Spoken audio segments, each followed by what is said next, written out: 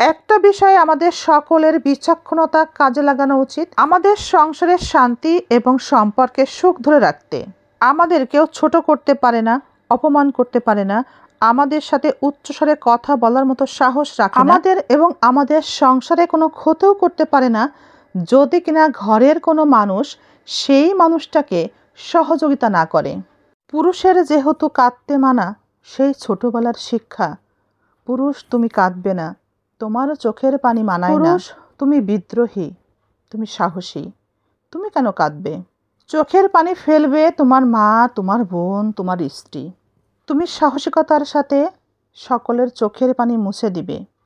তুমি মাকে মাথায় করে রাখবে, বোনকে আগলে রাখবে, বোনের হাত দুটো নিজের হাতের মধ্যে চেপে ধরে তুমি পথ চলবে। এটাই তোমার জীবন। পুরুষ কাঁদলে কিভাবে হবে? পুরুষের চোখের পানি মানায় না, কিন্তু পুরুষও কাঁদে। পুরুষ নীরবে কাঁদে। পুরুষের কান্নায় নীরবতা আছে বিধায় পুরুষকে কেউ বোঝে না।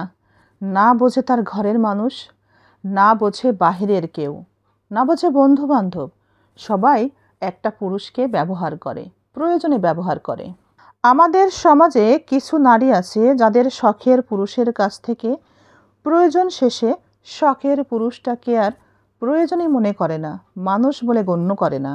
একজন পুরুষ সব থেকে বেশি কষ্ট পায়, আঘাত পায় একজন নারীর কাছ থেকে।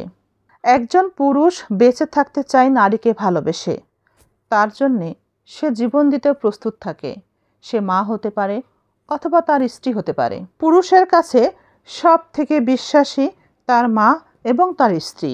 যদি মার কাছ থেকে এবং স্ত্রীর কাছে কোনো পুরুষ অবহেলা পায়, তবে সেই পুরুষের যাওয়ার আর কোথাও জায়গা থাকে না। আমার বন্ধুরা হয়তোবা মনে করে পরিবারের মৌলিক চাহিদাগুলো পূরণ হলেই যথেষ্ট, আর কি লাগে। এমন চিন্তা যখন আমার বন্ধুরা করে, আমার বন্ধুরা কিন্তু এখানেই ভুল করে। আর এই ছোট্ট একটি ভুলের কারণে স্ত্রীর সাথে সম্পর্কের মধ্যে দূরত্ব বেড়ে যায়। মাকে সময় না দেওয়ার কারণেও মায়ের সাথেও সম্পর্কের মধ্যে দূরত্ব বেড়ে যায়। বন্ধুদের জন্য পরিবারের দুটো মানুষ অপেক্ষা করে, মা এবং স্ত্রী।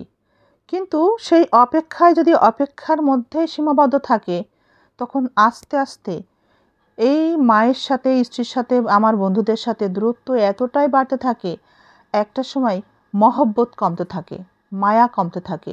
তখন শুধু প্রয়োজনের সম্পর্ক গড়ে ওঠে।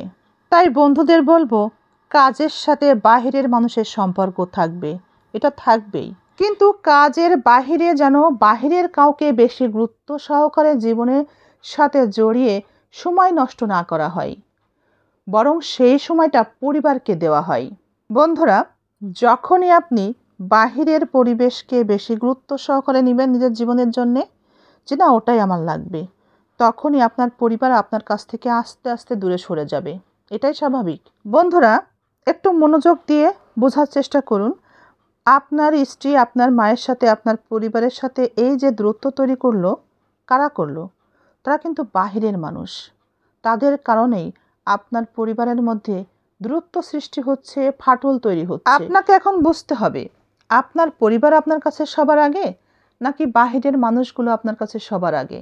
যদি আপনি এটা বুঝতে না পারেন, আপনার ভিতরে অক্ষমতা থাকে, তাহলে আপনার পরিবারের সাথে আপনার দূরত্ব আজীবন থেকে যাবে, সেটা কখনোই কমবে না। আমাদের ঘর সংসারে অশান্তির সৃষ্টি করা, আমাদের ঘর সংসারের কোনো ক্ষতি করা বাহিরের মানুষের পক্ষে সম্ভব না, যতক্ষণ না আমরা ঘরের মানুষ হয়ে বাহিরের মানুষদের প্রশ্রয় দিই, আশ্রয় দিই, তাদের কথা শুনি, তাদেরকে গুরুত্ব দিই। আমাদের সংসারে যত অশান্তির সৃষ্টি হোক, যত রকমের ঘটনা ঘটুক, এর জন্য দায়ী আমাদের সংসারের বিভিন্ন সদস্য অথবা আমরা নিজেরা।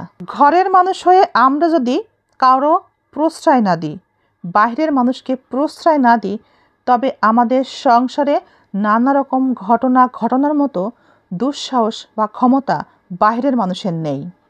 দূরের মানুষগুলো তাক করে বসে থাকে, কখন তারা আমাদের আশেপাশের যে কোনো ছিদ্র দিয়ে, ফাটাফুটো জায়গা দিয়ে আমাদের ভেতরে ঢুকবে। আমাদের সংসারে সদস্যের মধ্যে যখন 19 থেকে 20 হবে, তখন বাহিরের মানুষ সেখানে কিছুটা বিষ ঢেলে দিবে। তাই সংসার এবং সম্পর্ককে ঠিক রাখতে, গুছিয়ে রাখতে, সংসারের শান্তি ধরে রাখতে বিচক্ষণতা ভীষণ জরুরি।